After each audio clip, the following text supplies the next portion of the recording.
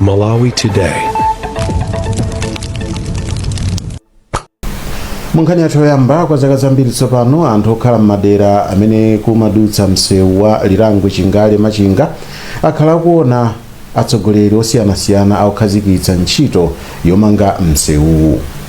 Anthuwa amva malonjezo ochuluka okhudza msewuwu makamaka nthawi yokopa anthu pa nthawi yachisankho.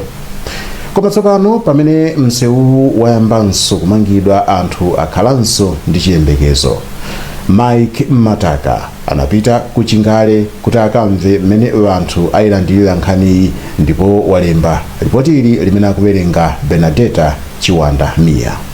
Msewu omwe ndi wotalika makilomita oposa 61 ndipo akuutchula kuti S139 ukuyambira ku Lilangwe m'boma la Blantyre ndipo kudutsa ku Chingale mpaka ku Chinsewu kudutsa kumadzulo kwa chigwa cha phiri la Zomba nkukatulukira m'boma la Machinga. Msewu ukulumikiza madera a mfumu yayikulu Lundu ku Blantyre na Madidi ku Zomba komanso Nkula ku Machinga. Koma anthu aku Chingale akaona msewu kwa iwo amaona lonjezano losakwaniritsidwa. Mtsogoleri wa dziko lino wakale a Joyce Banda omwenso amachokeranso ku Zomba adayikapo mwala wa maziko pa msewu mchaka cha 2014 ndipo adamanga kampu ya msewu pa Chipini Parish koma palibe chomwe chidayenda ngakhale kuti adangongola ndalama zokwana 10 biliyoni kwacha kuchokera ku Kuwait Fund. Nawo amuthalika mu chaka cha 2018 adayika mwala wa maziko koma msewu adangomanga kilomita imodzi yokha kufikira pomwe adachoka mu ofesi. Lazarus Chakwera nawo adakhazikitsa ntchito yokonza msewu poyikanso mwala wawo wa maziko pomwe dziko lino limathamangira ku masankho a mu Septemba chaka cha 2025 ndipo msewu udayambika ndipo umayenda mwachangu. Amuthalika atabwerera m'boma mu chaka cha 2025 adalamula kuti ntchito zonse zomanga misewu kuphatikizapo msewu zipitilire ndipo msewu umapitirira ku mbali yoyamba yomwe ndikuchokera ku Lilangwe kufika pa Chipini koma pano udayima kaye kamba ka mvula. M'mawu awo Amuthalika pomwe amayankhula ku nyumba ya malamulo adati mu ndondomeko yomwe ikubwerayi boma layikamo ndalama yomalizira mbali ya Lilangwe Chipini koma Amuthalika sadakambepo zambiri pokhudza mbali yotsala yochokera Chipini kufika ku Machinga zomwe zidadzetsa mafunso ochuluka ngati msewu udzathe. Zimenezi zidapangitsa phungu wa nyumba ya malamulo wa dera la Chingale kuti afunse nduna ya zamtengatenga ndi ntchito kuti ifotokoze chindunji cha msewu. Through you, Mr. First Deputy Speaker, the people of Chingale would like to seek clarification from the Honorable Minister of Transport. Abanda adati nzosangalatsa kuti mbali ya Lilangwe Chingale yalandira ndalama koma nkhawa ndiyoti mbali ya Chipini Machinga sidatchulidweko. Iwo adauza nyumba ya malamulo kuti anthu a dera lawo amavutika kwambiri pa mayendedwe. Yankhapo mnyumba ya malamulo nduna ya zamtengatenga ndi ntchito a Jape Muhango adatsimikizira nyumba ya malamulo kuti boma ladzipereka kuti limalize ntchito yokonza msewu onsewu. The road from Lilangwe to Machinga will therefore be built and completed. Kufotokoza kwa ndunayi kwapereka chiyembekezo kwa anthu okhala komwe msewu ukudutsa. Mfumu yayikulu na Madidi inati izi ndi chitsimikizo choti boma lili ndi chidwi chotukula dera la Chingale. Inetu mawu anga amene ndingakhale ndikuyankhula oyamba ndi mawu achimwemwe kwambiri.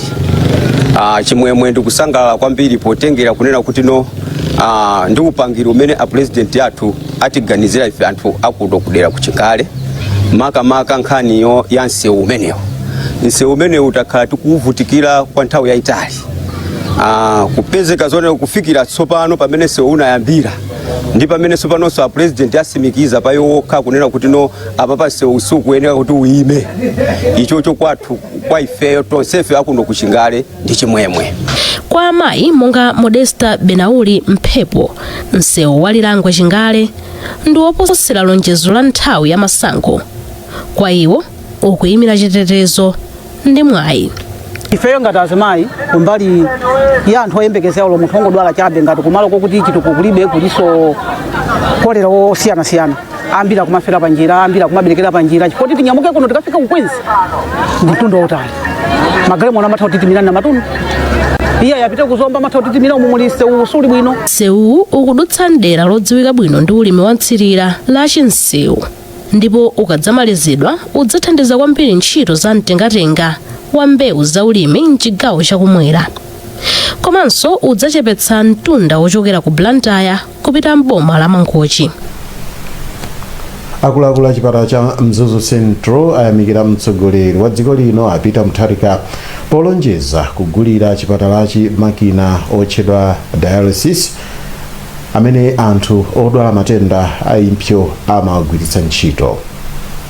Mutharika anayankhula izi pa 13 mwezi uno pamene amalongosola komanso kuwunikira za mmene chuma cha dziko lino chiyendere mchaka chino cha 2026 mpaka chaka chamawa cha 2027. Loveness Lega walemba ripoti ili limene akuwerenga Chimwemwe Maseko. Poyankhula ndi Times, wofalitsa nkhani pa chipatala cha Mzuzu Central a Blessed Kondowe anati makinawa achepetsa ndalama zomwe chipatalachi chimagwiritsa ntchito kutumiza odwala ku zipatala zina. Akondowe anati makinawa athandizanso kuti odwala azilandira thandizo loyenera pa mavuto awo. Makina dialysis amathandiza kutsuka magazi a anthu omwe ali ndi vuto la impsyo. M'mawu awo, mmodzi mwa anthu omwe amayankhulapo pa nkhani za umoyo a George Jobe anati izi ndi zomwe akhala akufuna kuti zichitike kwa kanthawi tsopano. Ndi nkhani yoti takhala tikupempha ifeyo kuti chipatala cha Mzuzu chimafunika makina ngati amenewa. Makinawa analipo ku Blantyre kokha, ku chipatala cha Queens komanso ku Mzuzu Central ku Lilongwe. Ndiye anthu onse odwala kapena ovutika nkhani ya impsyo amene amachokera kumpoto akhala kumapita ku Lilongwe ku Mzuzu Central, chimene chimakhala chipinjo kwambiri kwa iwo akuyenera kupeza ndalama zoyendera zochuluka kwambiri kusiyana ndi anzawo ena amene zigawo zawo munali makina ngati awa. Ndiye kulengeza zimene analengeza President Musona kunakhala ngati kuyankha pempho limene takhala tikupempha komanso tingati kuyankha zimene anthu akhala akufuna. Tili ndi chikhulupiriro kuti izizi zithandiza kwambiri kwa anthu amene ali ndi vuto la impsyo mchigawo cha kumpoto. Chipatala cha Mzuzu Central chimathandiza odwala matenda a impsyo okwana 8 pa mwezi, ndipo nthawi zambiri amatumiza odwalawa ku zipatala zina. Thandizo la matenda awa pakadali pano limapezeka ku Lilongwe ku chipatala cha Mzuzu Central komanso ku Blantyre ku chipatala cha Queen Elizabeth. Chipatala cha Mzuzu Central sichinakhaleko ndi makinawa kuchokera pomwe anachitsekulira mchaka cha 2000.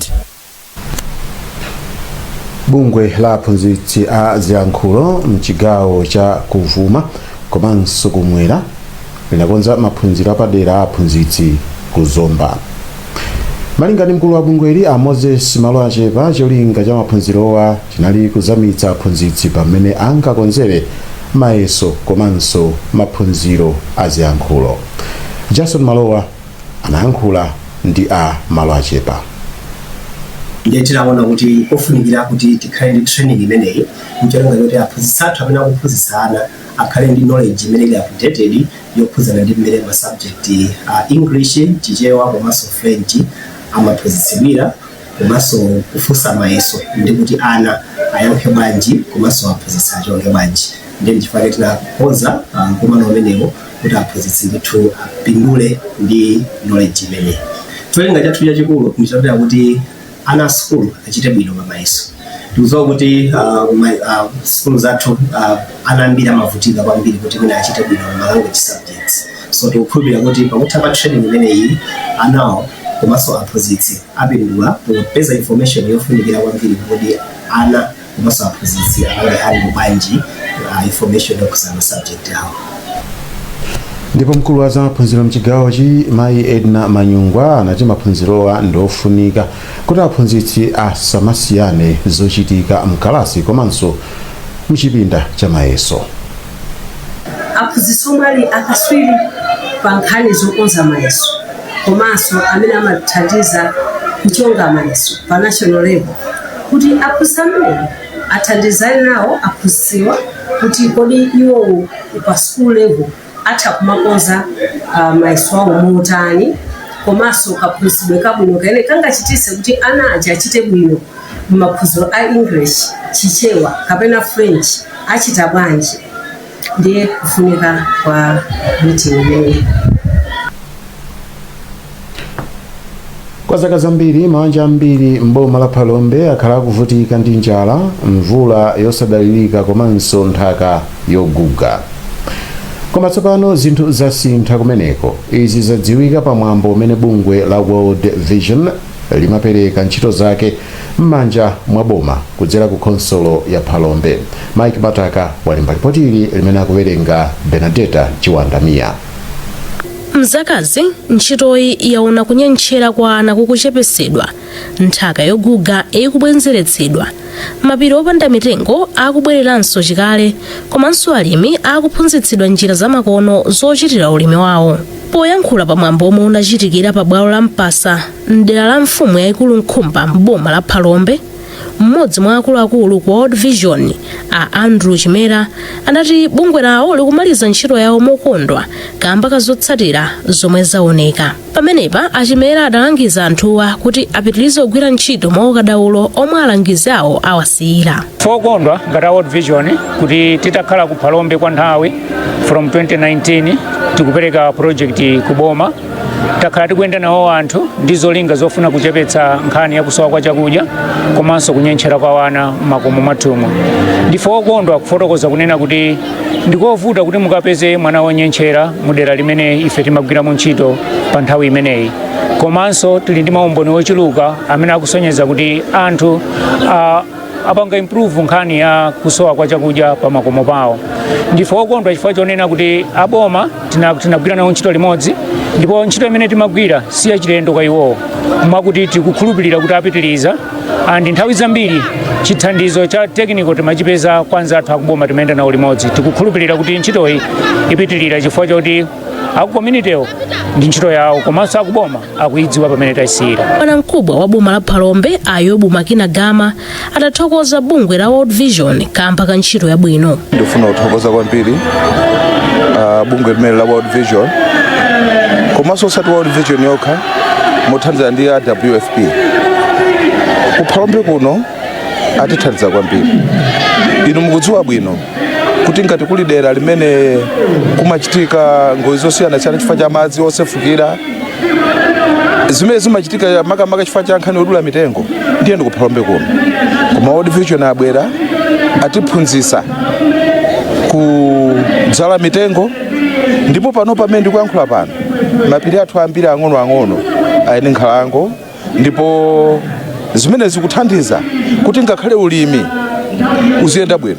Chifukwa mbuyo mwasanabwera World Vision madera ambiri ozungulira mapiri minda imakokoloka ndi madzi, kwa pano pa imeneyo ndi nkhani yakale, ni mbiri yakale, chifukwa choti a World Vision atithandiza, ndipo tinapita ku phiri uku taona zambiri.